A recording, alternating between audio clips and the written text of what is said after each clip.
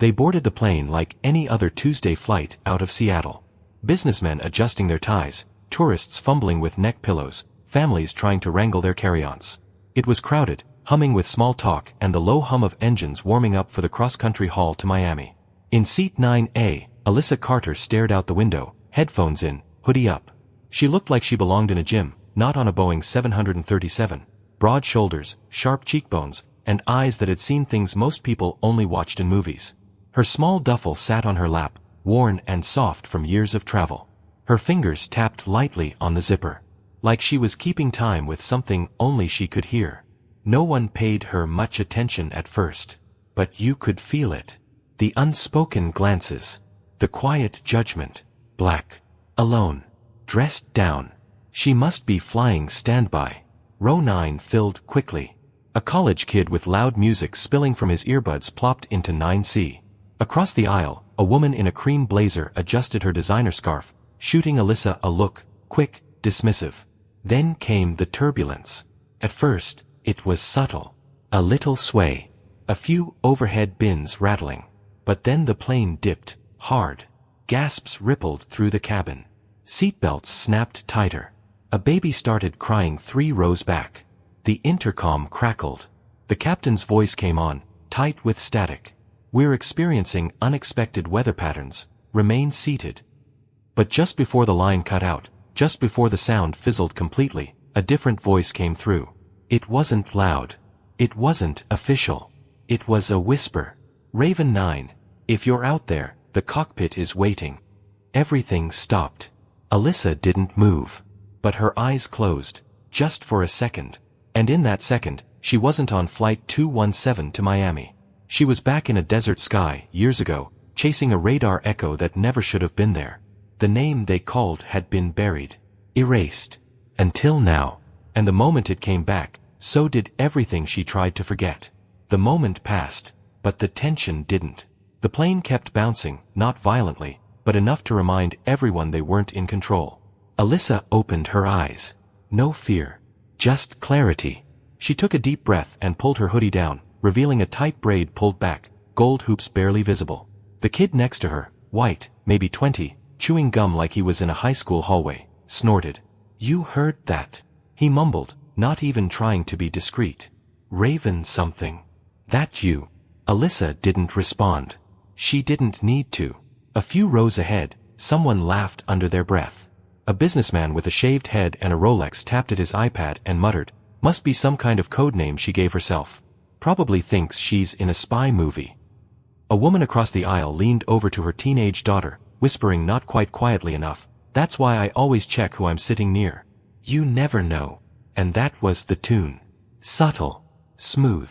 The kind of prejudice dressed up in pleasantries and polite smiles. Not loud. Not in your face. Just there. Dripping in assumptions. One glance at Alyssa, and they had already written her story. Too young to know anything. Too black to belong here. Too quiet to trust. Too dressed down to matter. She opened her bag, not in a rush, just methodical, and pulled out a small, dog-eared notebook. The kind that looked more like it belonged in a mechanic's garage than an airplane. She flipped through it with one hand, her other gripping the seat arm like it was anchoring her to something real. The man in the cream blazer, row 8, seat D, looked over and rolled his eyes. "Oh great. A journal. Maybe she's writing our obituaries." Someone behind them chuckled, low and mean. But Alyssa didn't flinch.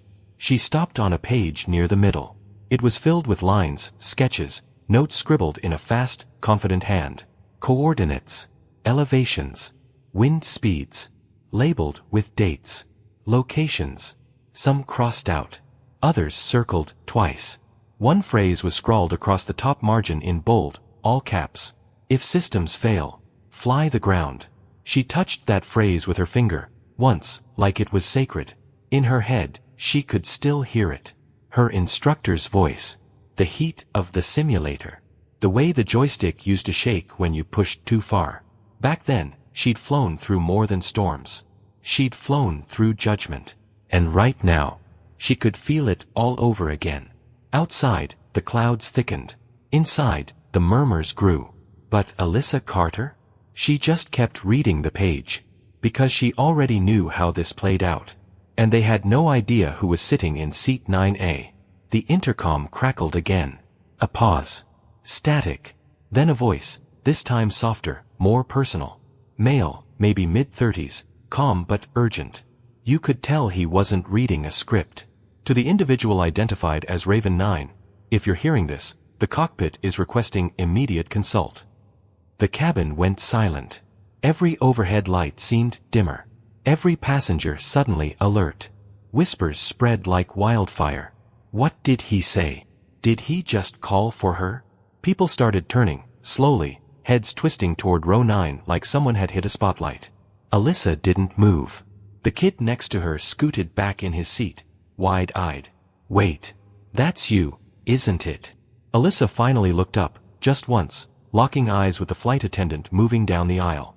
He looked fresh out of college, dark hair, slim build, his expression more panic than professionalism. His name tag read Ben. He stopped beside her row, swallowing hard. Ma'am, the captain, he said. He needs someone who understands analog NAV protocols. He mentioned Raven 9. That mean anything to you? Alyssa didn't answer. She reached for the small leather strap on her duffel and pulled it over her shoulder. That's when the murmurs turned hostile. A woman in business casual, sitting across the aisle, leaned forward sharply. Wait, no. You're not seriously getting up, are you? This isn't a joke. Her voice was sharp, loud enough to carry a few rows back. Another man, older, in a suit with a Bluetooth earpiece still in, raised a hand like he was making a point in a boardroom. You can't just let a passenger into the cockpit. This isn't some volunteer mission. The college kid in 9C leaned away like Alyssa was radioactive. I don't know what's going on, but I'm not dying because some random chick thinks she's in Top Gun. Ben shifted nervously, looking back toward the cockpit, then back at Alyssa. The captain authorized it. We're flying blind. From behind, a mother clutched her child tighter, her eyes filled with quiet fear. This is crazy, someone said. We don't even know who she is. But Ben did. At least, he was starting to. He stepped aside. Alyssa stood slowly. No rush. No drama. Just focus.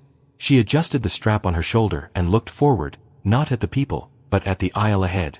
The same voice echoed in her head, years ago, whispered into her headset mid-combat. When everything fails, trust the flight in your bones. She took a step forward. Someone gasped. Another voice called out, harsh, angry. You're making a mistake. But Alyssa didn't stop. Because the cockpit had called for Raven 9. And Raven 9 never ignored a call for help. As Alyssa stepped into the aisle, the air shifted. Not just from turbulence, but something colder, heavier. The judgment came fast. First, it was a scoff.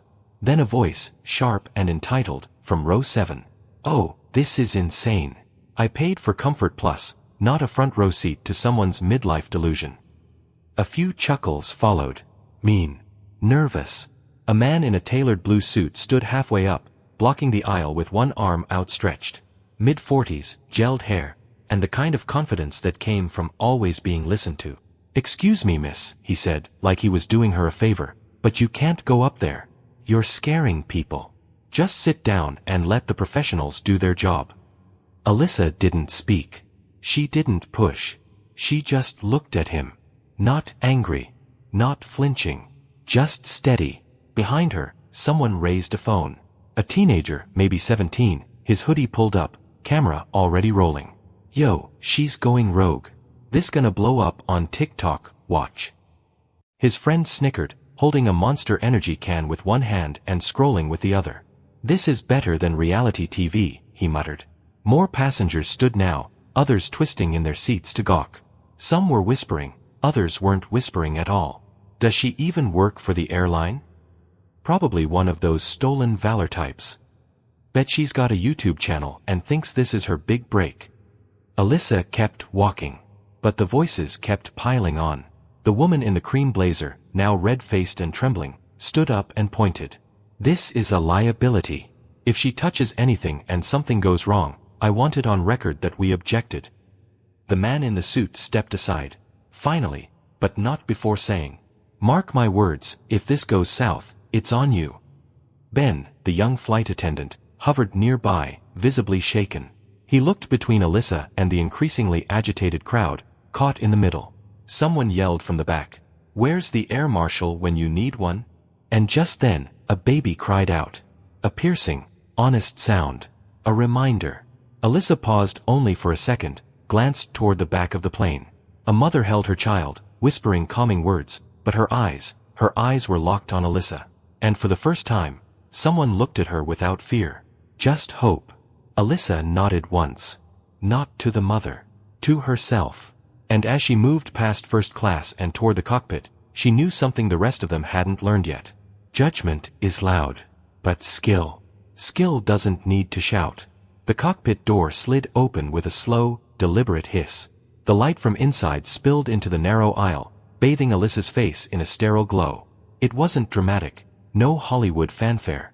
But it was the kind of moment you feel in your bones. Waiting just inside was the co-pilot. Early 30s. Asian American. Sleeves rolled, sweat darkening the collar of his uniform. His hands were tight around a tablet, the screen flickering. He looked Alyssa up and down. Not with judgment, but with curiosity. And maybe something else. Desperation. "You Raven 9?" he asked. Alyssa didn't hesitate. "Used to be." He stepped aside without another word. The captain turned from the control panel, his brow furrowed. Late 40s. Weathered face. A career pilot with the tired posture of a man who'd seen too many sunrises from the same cockpit window. "Analog backups glitching," he said. "Nav systems feeding us ghost data. We're off course and the weather's closing in." Alyssa scanned the screens. Her eyes flicked across the layout like she was reading sheet music. And she knew this song by heart. "How far off altitude?" she asked. "Instrument says we're at 37,000 feet. But the pitch feels wrong." Alyssa reached forward, her fingers brushing the altimeter. "Drifts off by 400 feet, she said calmly. "You're flying level in your head, but your body knows something's lying." The captain blinked. He turned to the co-pilot, who nodded slowly. "She's right." The room was quiet for a beat. Then the captain asked, not unkindly, "You been in this seat before?" Alyssa didn't look at him. She pointed at a secondary switch just above his shoulder. "Echo trace nav. It's old. Most people don't even remember it's still wired in. But it doesn't lie." He reached up and flicked the switch. The screen buzzed, then shifted. The terrain below appeared in grainy green outlines. Mountains. Buildings. Flight paths. And in that moment, the lies vanished. The truth was right there. Alyssa leaned in. "You've been descending without knowing. If you didn't call me, you'd have clipped terrain in 15 minutes.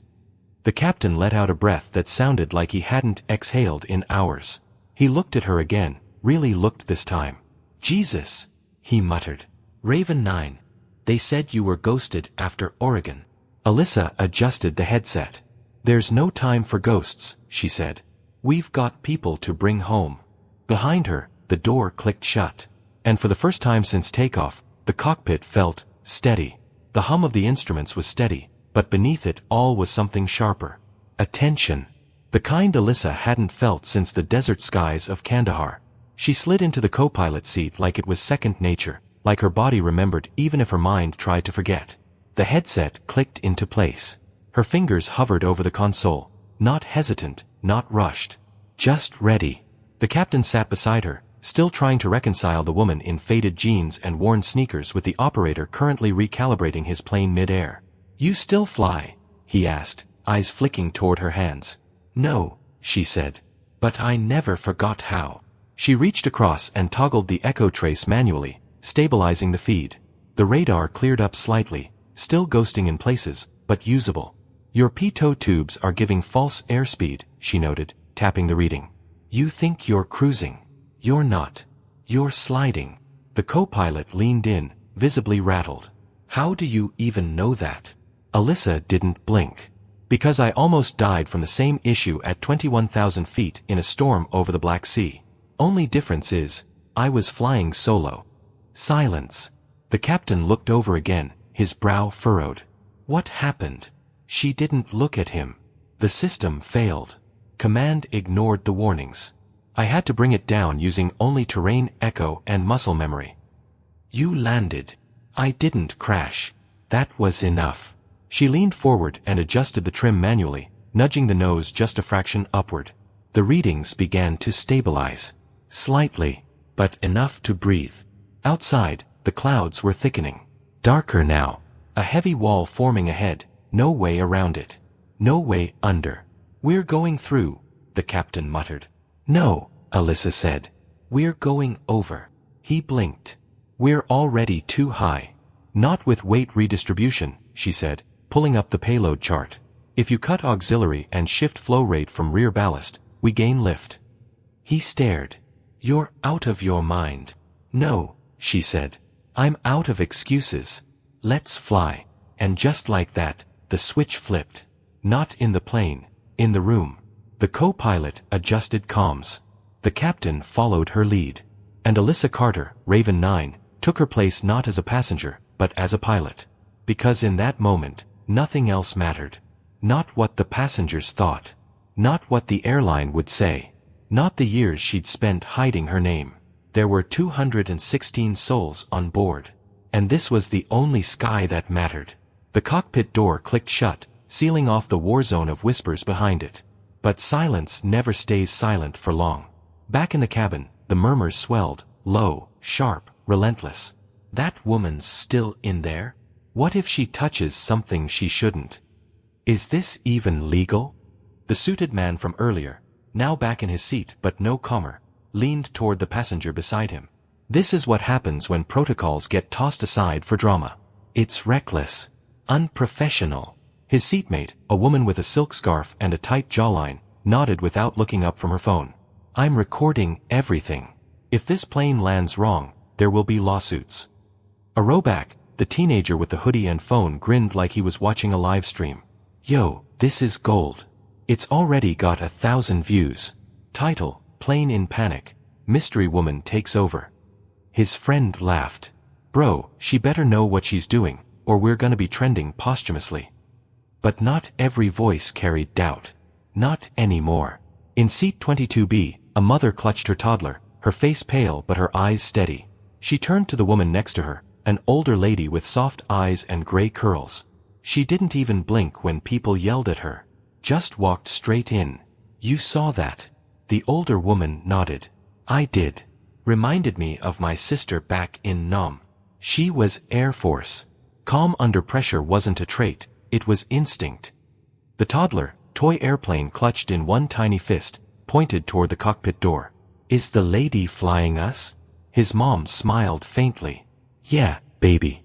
I think she is. Row by row, the fear twisted. Some still clung to their panic, their need for control, for certainty. But others began to listen, to remember, to notice. A man in flannel, quiet until now, spoke to no one in particular. Doesn't matter what she's wearing. Doesn't matter what seat she bought. If she can fly this thing, let her. Another voice piped up. Yeah, you don't walk like that unless you've done it before. And then, the mood shifted. Not completely. Not entirely. But enough. Enough for one woman to whisper, I hope she is who they said she was. Enough for a teenager to pause his stream, just for a second. Enough for judgment to feel a little heavier, and faith a little closer. Behind that door, someone was flying. And the cabin? They were starting to realize, they might just owe her everything. Inside the cockpit, numbers told the truth. And Alyssa knew how to read them like scripture. Altitude, stabilizing at 36,300 feet. Wind shear, decreasing slightly. Still rough, but predictable now. Cabin pressure, recalibrated. Holding steady. For the first time in 30 minutes, the instruments weren't lying. She glanced to her right. The captain sat with one hand on the yoke, the other loose on his thigh. Still tense, but breathing easier. You see that? He said, nodding toward the stabilizer readout. Hasn't looked that clean since we crossed Kansas. Alyssa didn't answer. She was busy rerouting secondary power to ease load strain on the right aileron. The co-pilot leaned in, watching every move she made like he was trying to memorize a dance. Where'd you learn to do that? She didn't flinch. Combat skies. You stop trusting automation when it almost kills you. They were 37 minutes from Miami. Still in turbulent airspace. Still in bad weather. But they weren't flying blind anymore. And back in the cabin, the change was palpable. The plane wasn't shaking the same way. The rattling overhead bins had gone quiet.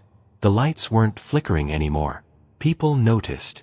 The executive in the blue suit looked up from his third complaint email draft. He tapped the screen, froze, then slowly turned toward the cockpit. The teenager's phone stream caught it too. "She's doing something," he mumbled. "Yo, the plane. It feels normal again." A few rows back, an older man in a bomber jacket stood up slowly, ignoring the seatbelt sign. His knees cracked as he made his way toward 9A, Alyssa's now empty seat. He glanced down at the duffel bag she'd left behind. On top sat her notebook. Worn. Weathered. Real. He picked it up carefully, like it might crumble in his hands. He opened it. Flight logs. Dozens of them. Handwritten. Altitude corrections. Threat vectors. Emergency NAV drills. Coordinates scribbled in shorthand only real aviators used. One log page had the title underlined, Operation Red Horizon, Kandahar Exfil, Night NAV only. The man's voice cracked when he spoke, loud enough for nearby passengers to hear. "These aren't doodles. These are real. This is someone who's flown through hell and made it back." People turned. One by one. Their expressions changed, not instantly, but unmistakably. They weren't looking at 9A like a seat anymore. They were looking at a story. A story written in ink, sweat, and flight paths. And in that moment, doubt didn't just disappear. It surrendered. Because the numbers never lie. They were 15 minutes from descent when the sky turned. The storm hadn't been on the radar. Not the real radar. It rose like a wall, dense, black, electric. Towering cumulonimbus, climbing fast over the Florida coast. A wind shear alert chimed, then again, louder, more urgent. Alyssa's eyes snapped to the instrument panel. "Vertical downdraft incoming," she said. The co-pilot's hand tightened on the throttle. "That wasn't forecasted." "No," Alyssa replied, her voice even, "because forecast models are 20 minutes behind reality. We're flying into an ambush." The plane jolted, hard. Overhead bins rattled. A few screamed from the cabin. The captain gritted his teeth. "We can pull out. Reroute to Atlanta." "No," Alyssa said. "If we veer west now, we're blind over swamp territory with low visibility. We ride the corridor." The captain hesitated. "We don't have a corridor." Alyssa pointed at the echo trace. "Yes, we do. It's narrow. Risky. But it's there." The captain looked again. A thin ribbon of safe elevation between two radar ghosts. Turbulence on both sides. No margin for error. Alyssa turned her head toward him, calm but direct. "Trust me. I've flown tighter than this with surface-to-air fire behind me." His jaw clenched. Then, he nodded. "Your call, Raven." They locked into position, manual controls only. No autopilot. No digital assists. Alyssa gripped the yoke. Her muscles remembered. Outside, the wind hit hard. Cross-current. The plane rolled 5 degrees left. "Compensating," she said. Lightning cracked, slicing across the right wingtip like a warning. The co-pilot called out speed, pressure, heading, his voice clipped, precise. Inside the cabin, oxygen masks dropped.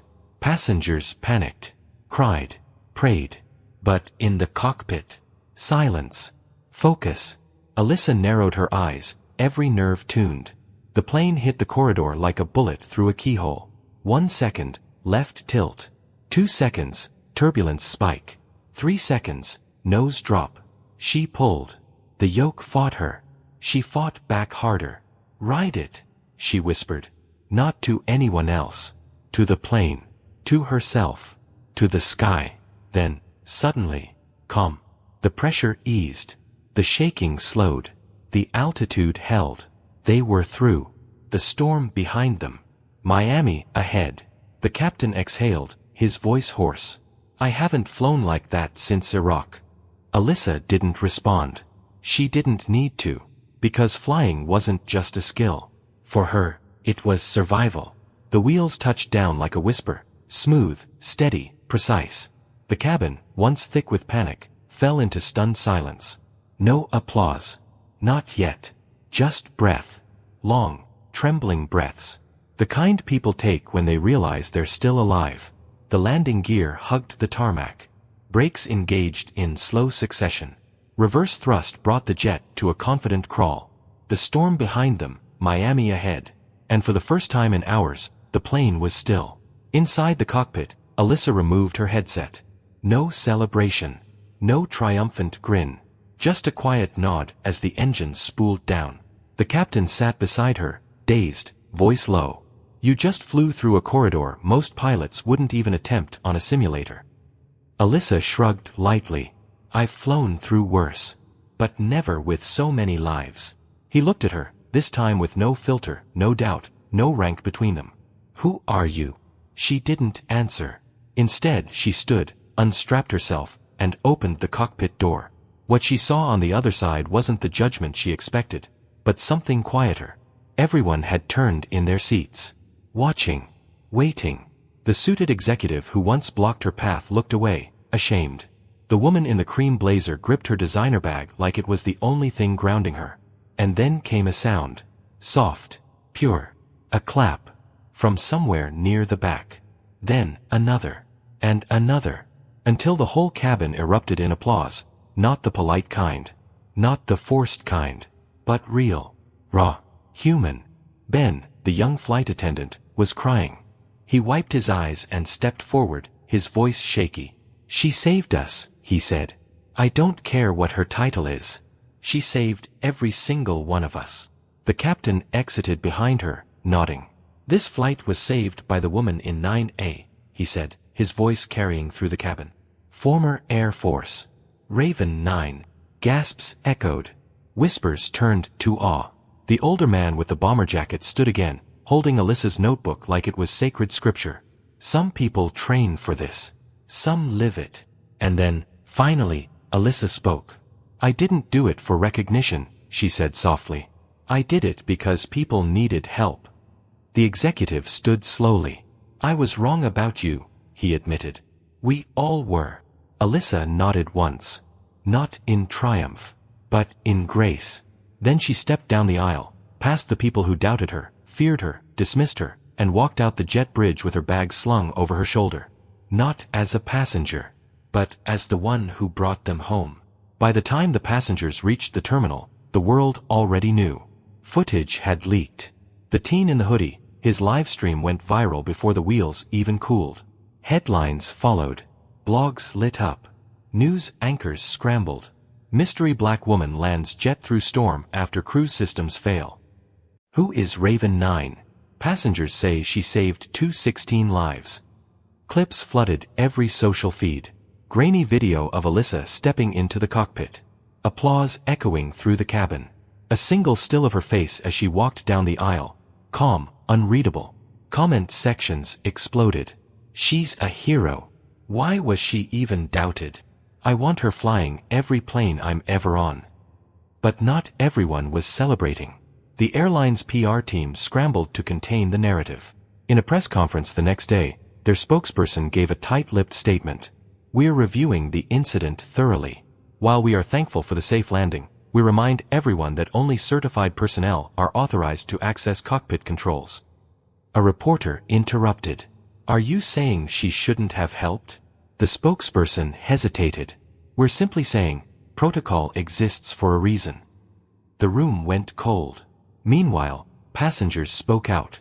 The mother with the toddler did an interview on morning TV. Tearful, sincere. I don't care what protocol says. She saved my child. That's all that matters. Ben, the flight attendant, posted a letter online. It went viral in hours. She didn't just fly the plane, she flew us through every stereotype, every assumption, and brought us out the other side. I'll never forget her face. Or the silence before the storm broke. And then there were those who tried to stay quiet, the executive, the blazer woman, the ones who had blocked her way. Some deactivated their accounts. Others issued statements. Most simply disappeared into the digital fog. But not Alyssa. No interviews. No speeches. She disappeared from the headlines just as quickly as she arrived. A few days later, a photo surfaced, blurry, taken from behind. A woman walking through a dusty hangar. Coveralls. Hair tied back. A duffel bag slung over one shoulder. Faded letters stitched across the back. R. Carter. NV9. The caption read, "She's not flying for fame. She's just flying." And in a world addicted to noise, that silence said everything. Not every hero wears a uniform. Sometimes, they wear hoodies and sneakers.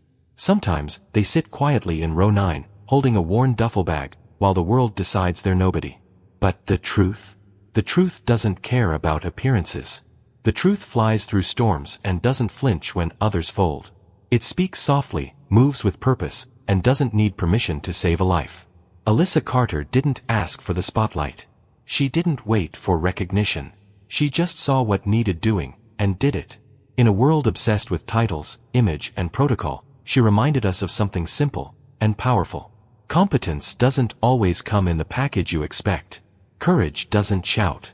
And strength doesn't always look the way you were taught. Maybe the lesson isn't about flying planes. Maybe it's about walking through life ready to step up, even when no one believes you should. Especially then. Maybe it's about not letting other people's fear define your action. Because the next time something goes wrong, whether in the air or here on the ground, it might not be the person in a tailored suit or with a fancy degree who saves the day. It might be the woman you almost overlooked. The person you brushed off. The voice you didn't think was worth listening to. So look again. Pause before you judge. Ask yourself, what if the answer I'm waiting for is already sitting beside me? And if you ever find yourself in a moment of fear, of chaos, of uncertainty, remember Alyssa. Not because she needed to be remembered, but because she did the thing that mattered most. She showed up when it counted, and she brought people home.